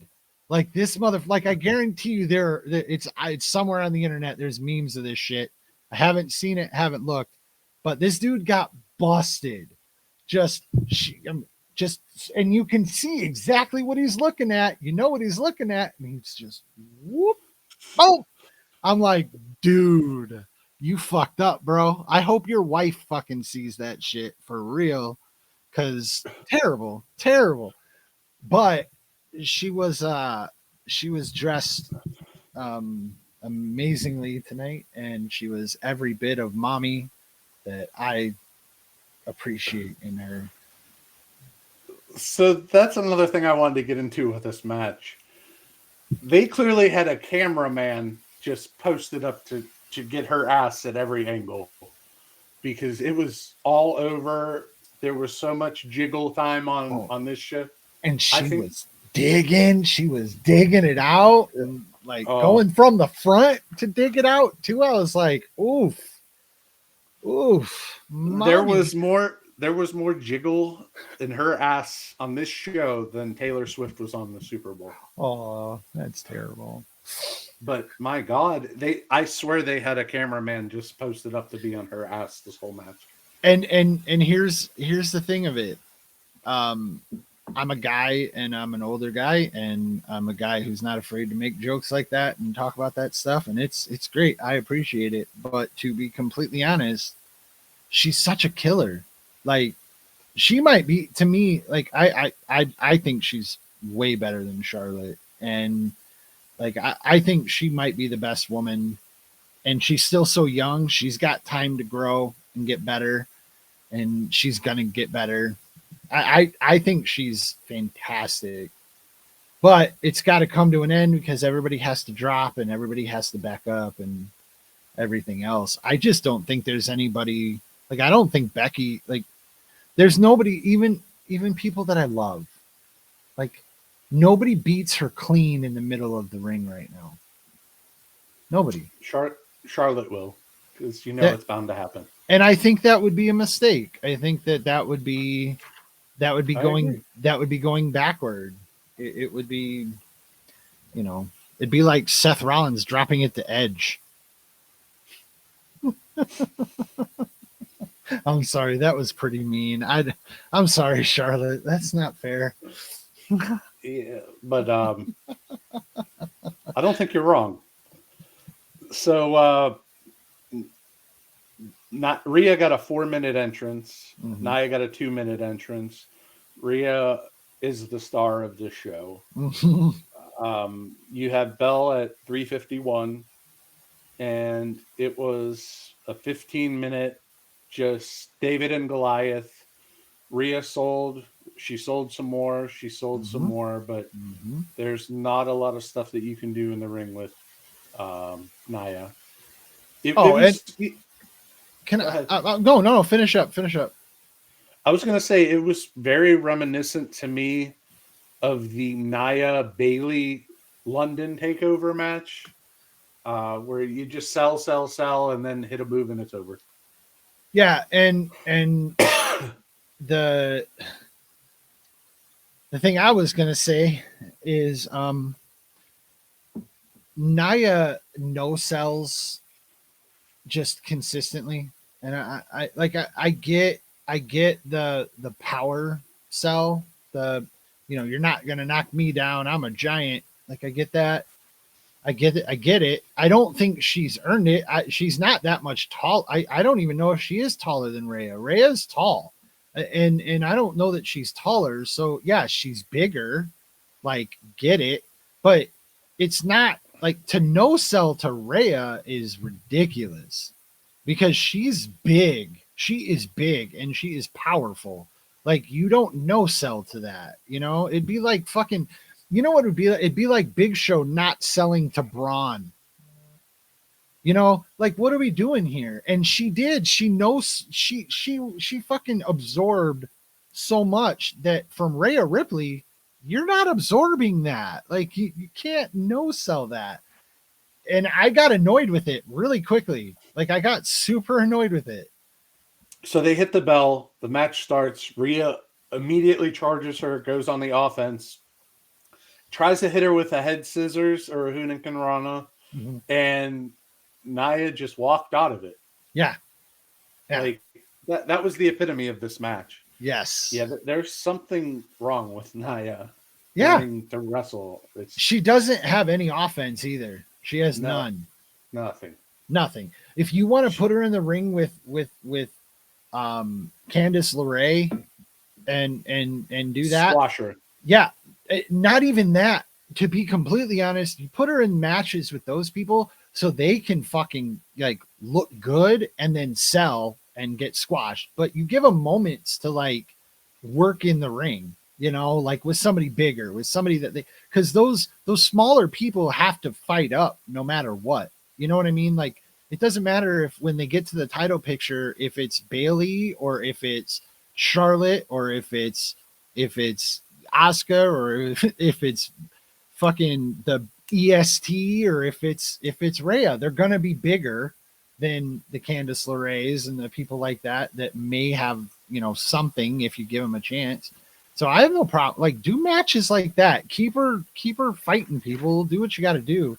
But just putting her in a championship spot because she's big and she's a force, is she didn't do a goddamn thing. She Nothing. did not do a goddamn thing. She didn't sell. She had no offense. And Rhea put in an amazing amount of work and really fucking like she's an amazing champion. She's exactly what you want in someone holding a belt. 100%. There was a lot of botches by Nia in this match, and Rhea made them look smooth. Yeah. So like right now where you sit with Nia, you have all those girls that were in the Rumble that are 95 pounds and 5'2". You kind of have Nia. You maybe just have the King Kong Bundy SD Jones match with her and get her back elevated where she has some crisp offense and all that, because she does not look like she belongs anywhere remotely near a main event. It's just turn her into China China on her own. Let her backtrack a little, make her an enforcer, put her with, you're talking about the nepotism, put her with her family, put her like change her look a little bit, change her gear, put her with her family and let her solo. And let her like come out on their spots.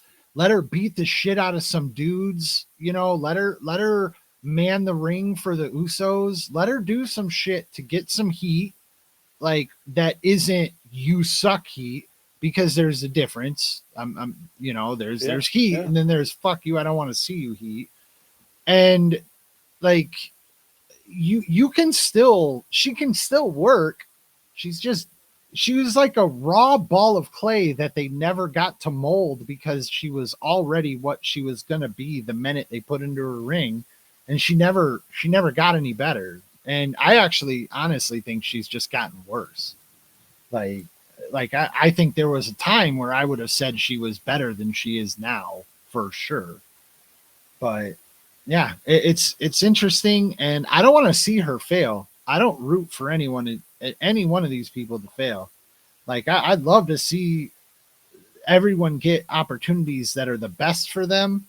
And I'm sure being in the main event of a show like this, it's hard to argue that there's anything better than that, right? Like, because you're in the main event of a show with, the 50,000 people there, like you're not really like, how do you get better than that? I understand, but you could do better for your career long run, because now that you've had that one-off match, what do you do now? What do you have going on?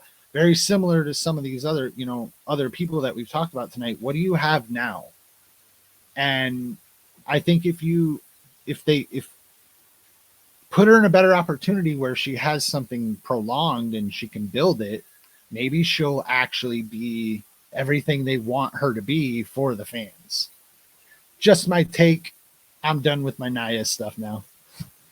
Well, I'm going to throw this out at you, because you bring up a good point. Have her second the family, the bloodline.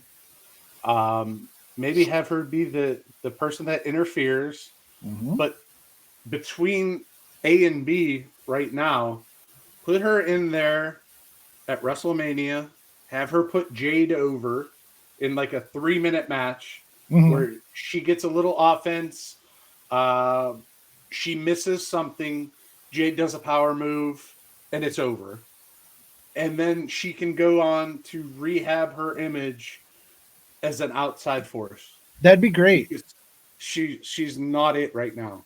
Yeah, I agree. And Jade, I mean, they have to have a spot for her too, because they can't hold her back. There's no way to bury her. You got to let her go and see what she can do. Because I mean, that's a 6-star talent right there. Like, just everything about her is like, holy shit, dude. They have so much talent right now, dude. Like, the more we talk about this, like, I feel like WWE is just such a ridiculous place. And yeah, I'm gonna leave it at that. You finish up the show, dude. Finish up what happened on the show here. Well, that's basically it. Rhea hit Nia with the Riptide after about 15 minutes, pinned her, Rhea got her shot. Crowd gave her flowers. Mm-hmm. She was with her family on the outside. Mm-hmm. That was cool. That was really cool. Then the fireworks went off again, and the show was over. They did a couple little videos. This was not a good match.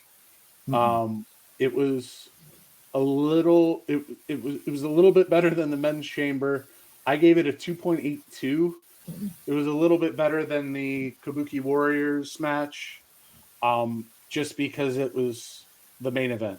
But other than that, it just throw it away. It was the whole second half of the show is pretty much garbage.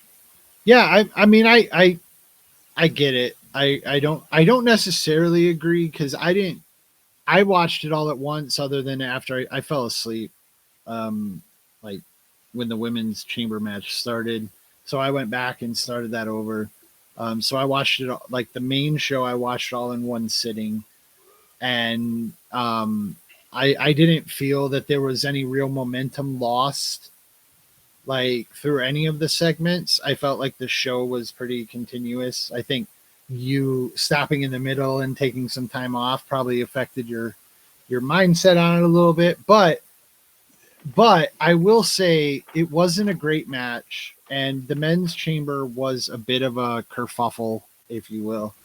And the women's chamber was better than the last two matches. And the matches after it, you know, like it was like the opposite of the way you want the show to go. It's kind of like if you had started with the men's chamber and then had the championship match and then had the women's chamber and then had the segment and and then had the I don't know. How would you close that though? See, that's the thing. Never mind. They should have closed with the women's chamber. Fuck.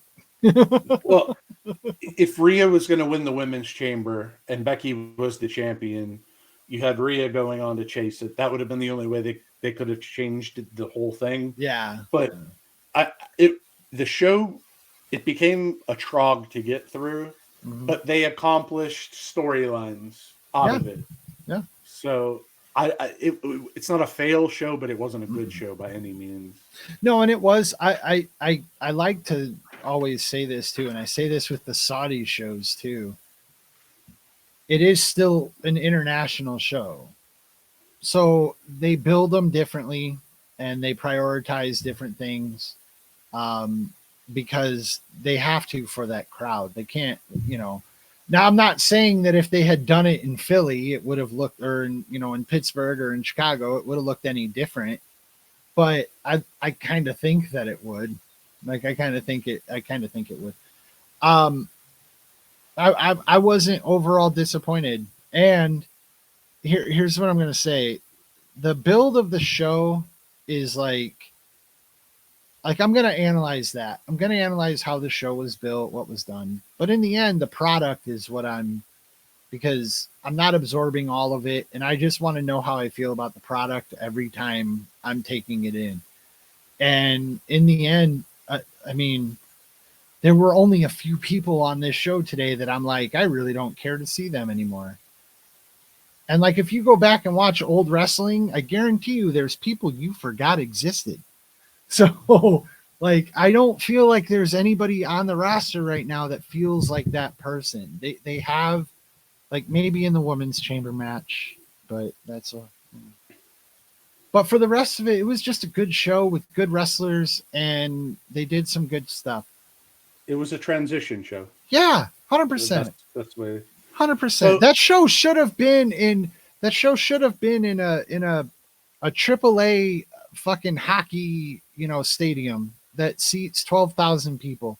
It shouldn't have to be a $50,000 or 50,000 people show. And they are built differently, but that show could have been in a normal size raw environment, and it probably would have felt less impactful even. Like, I think the fact that they do it in the big stadium lends like this gravitas that we think it should feel like it's a better show than it is, but it doesn't. It just means that we have to get where we're going, and WrestleMania is coming. Like, That's So speaking to the point that you were just in, let's go back 10 years. Mm-hmm. WrestleMania 30. What happened? Okay. Daniel Bryan opens the show. Well, do you want to talk about the pre-show? Because I don't know any of that shit. No, I'm saying you said like there's shows that you watch and you're like, I don't even remember that this happened. Yeah, What happened because 10 years ago at WrestleMania? okay, exactly. And this is a great example because you have a main storyline pretty much. And this is part of the problem with the 2-night shows. They don't have the thread, right? WrestleMania 30 was Daniel Bryan comes out and has to get his ass just absolutely fucking handed to him so that he can go into a triple threat match at the end of the show, and he gets demolished. He gets the shit just beat out of him for what, 20 minutes, 15, 20 minutes. So that's what the whole show was about. That was it. You open with it and you close with it. Now, if you ask me what else happened in that show, yeah. That's what I'm asking. Oh, I don't know. Brock Lesnar fucking ended the streak. Like that fucking happened. That happened. Whew. What else happened though? You don't remember anything. Not much else. I'd have to really grasp for it. So I think you made a great point right there. Yeah. And I've watched every fucking WrestleMania multiple times at this point. Like multiple and you don't times. remember. No. Because it's at the show. Yeah, it's the show. And I think right now they're in a good place for that. They're in a good place for that. I think there's going to be, they could have 50% of the matches be memorable, like at a WrestleMania like this. And like, it just depends who shows up. But with the talent they have, you just assume a lot of people are going to show up, meaning performance wise. Like they're going to show up ready to go. But we'll see. You never know. Hollywood has its part in WrestleMania too. And the show always feels like it drags a bit because of the kind of like the Super Bowl does. The Super Bowl drags. If you watch football all year, like you watch your team with the B and C squad announcers for Fox, and then you watch the Super Bowl, it's like, God, this game takes so much fucking longer. It's everything. There's so many commercials. There's so much advertising, blah, blah, blah. That's how WrestleMania feels now. But I think what do we have booked now? Because we talked about this last show. What do we have booked right now? Let me pull that up. I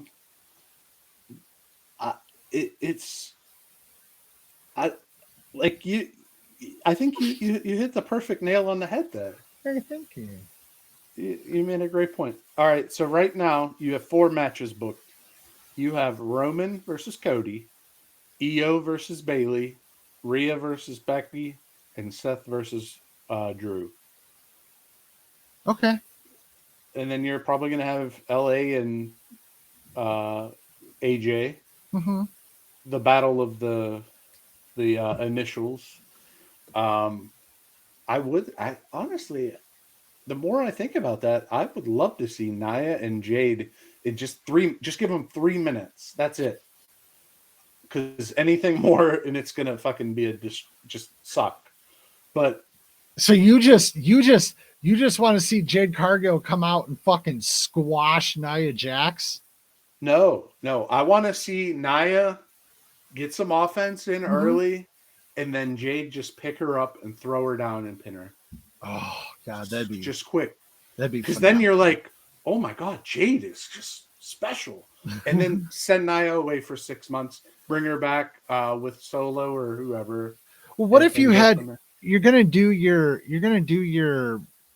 like your battle royale, right? But that's probably gonna be on the pre-show or whatever. I don't know. But with the whole 2-night thing is so messed up. You don't need a pre-show with 2 nights. Yeah, I know. And then how do you do the shows? Like, does Cody and Roman, does that go night 1? But if you're going to screw Cody and not have it, but if Cody's going to win, I say you have that night 2, because then everybody remembers that. You know? So we don't have the night, like they don't have the schedule yet. Okay. No. So we're still like, okay, so now we're talking about predictions for booking. Yeah, I don't know, man. I think you're gonna have so you're gonna have one of the nights you're gonna have Becky and Rhea headline, right? And you're gonna have Roman and Cody headline the other one. Is that how you do it though? Yes. Like you're not putting Bailey and Io in a main event for No. one. No. But you are going to put Rhea and Becky in. Are you over Seth and Drew? I think so. Yeah. I don't know how it's going to be, but like you have to whatever that last match is on night 2, you have to send everybody home happy that night because that's how that show is remembered, regardless of what happens. And I think that's exactly why you're going to get, Cody, like you're going to get the confetti, right? Isn't that what everybody expects? Isn't that what everybody expects? I mean, the whole tagline of finishing the story. I mean, aren't we doing like we're just back on the same fucking loop, man? I mean, it was HBK in WrestleMania 10. It was WrestleMania 20, and then it was Daniel Bryan WrestleMania 30, and now it's fucking Cody Rhodes WrestleMania 40. It's gonna be the confetti falling from the fucking roof, greatest moment ever, right? Right. Well, right. At 20 you had Chris Benoit and Eddie, if you remember that. You didn't see what I did? Are you not watching me? No, I'm watching you. Okay. Yeah, okay. I just want to make sure because you asked me if I remember. I very much remember. But with the dynamic of the two nights, I hate it. But you have so much time, and you just have to send them home happy. Yeah, you can't have that be the first night unless you plan on really doing. If that's the main event of the first night, then Cody is gonna get shit on. Right. Like there's no way he's going over if it's night 1. If he's going over, it's night 2. And they could still shit on him if it's night 2. And I understand what you're saying about sending everyone home happy, but if it's Roman getting absolutely just destroyed from the fans and Cody, if it's a heartbreaking moment or if it's something nasty with a turn or something, like, the show itself will be okay. I don't think you can do that though. If you're like, God damn, dude, I really don't think you can do that. And then what? I mean, Seth, I don't think that Seth and Drew has enough of a story to it to be a closer, because it doesn't have the same. Are you going to be happy if Seth wins? Yeah, of course. Are you going to be happy if Drew wins? Well, some people will be, but like, are you going to be like absolutely over the fucking moon about it? Are you going to go fucking crazy? Probably not. I think if Becky takes the belt off of Rhea, I think that could be a huge moment. It's not one that I necessarily want to see, but I think it could be a huge moment. And if Rhea, well, honestly, like if Rhea and Becky went out there and put in a 45-minute match and they were clean and Rhea still went over, that's a headline worthy match. But Becky has to be able to do it, and I'm not convinced. Do you do Roman and Rock night 1 and then do Roman and Cody night 2? No. Yes. No. I don't know. How No. Hold on. So like, okay, for those who don't know, the stipulation is what? What do you mean? There is no stipulation. It's just Rock is having a match against Roman. So Roman has 2 matches at WrestleMania. I don't know. I mean, could it go that way? I don't know. that would surely headline, and that would get them all the publicity, because that's all it's about. So do you mirror it and do Rock versus Cody? And then No. the winner gets Roman kind of thing? Do you do a non-title Yeah. Roman Rock for the head of the table, and then do Roman Cody? Because that I don't know. Like, yeah, but then how does that work? Roman hasn't worked 2 days in the last 90, so how do you like? But The Rock is a movie star, so you can't say, oh well, we'll save that for SummerSlam. Like, he's got his time right now. He's ready to wrestle. Okay, so I can say this with 3 weeks left to go. 5 weeks. 5 weeks. With 5 weeks left to go, it kind of looks like we don't have much of an idea of what's going on, other than you've got Becky and got Becky and Rhea Ripley. You've got Io and Bailey. And Seth Rollins and Drew. So you got your titles covered, but you don't have any tag matches. You don't have any of the other stuff. Like, is there going to be a celebrity that shows up like the Johnny Knoxville shit last year? Probably.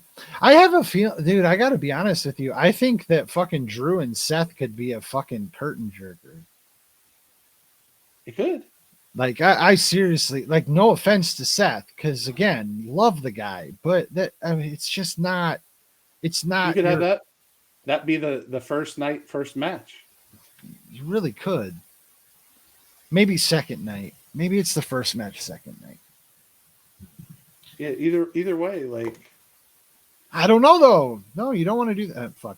We got to stop this. We're not making any sense anymore. We got to move on. Yeah, all in all, decent show. Love where the product is. I'm done talking about it. I think you're done talking about it. I forgot anything I would have had to say about the UFC, so I'll just say this. The show that they put on in Mexico was a bunch of AAA fighters. We'll just say that. And then the main event, the two co-main events, were pretty decent. The main event was a good fight, and I was happy to have watched it. Moreno got his ass handed to him, and it was awesome. It was fantastic. It was that whole show was Mexico versus everybody. So, yeah, pretty much. Yeah, pretty much. Yeah. And you could tell that if you watched it, then the announce crew was talking about it the whole night, but the elevation clearly got to a lot of the fighters. Like, there was a lot of wearing down quickly that happened in those fights. Yeah, good show though. The last two matches delivered. Yeah. So congratulations to T City and Brandon Royval. Yeah, Royval, he looks good. Yeah. What are we doing next week? Next week we're going to talk about Chicago sports. I think is that right? We're doing that next week, right? So I believe so. Yeah. So we're gonna tear down my beloved city's sports woes, as it were. Although I'm a Chicago kid.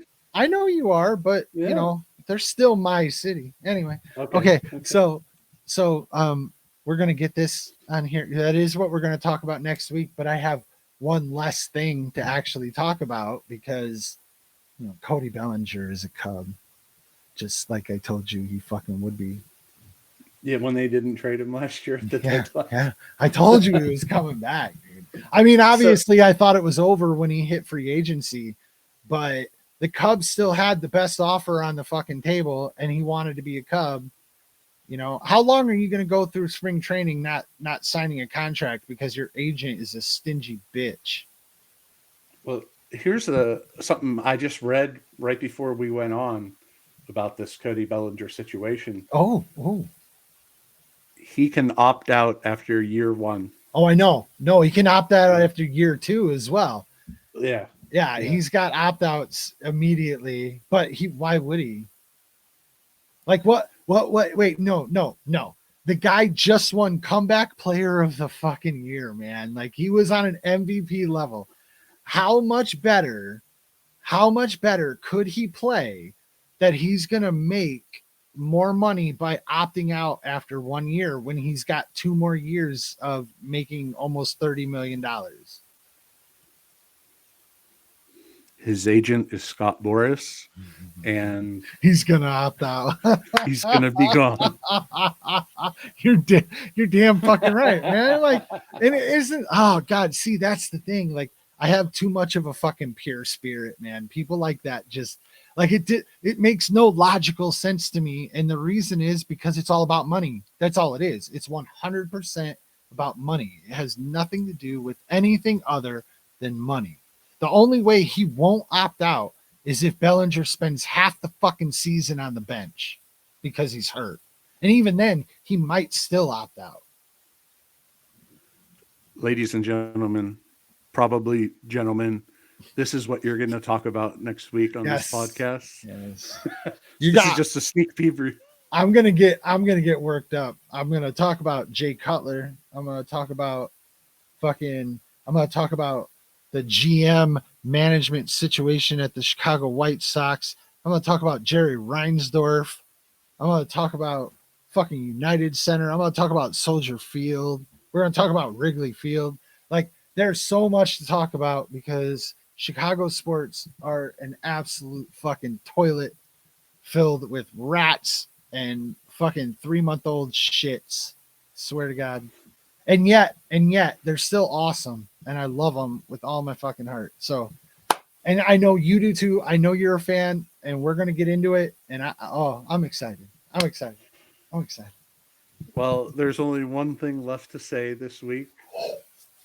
In honor of the 47th anniversary of Slapshot being released on this date 47 years ago, she's a lesbian. Top Guys out.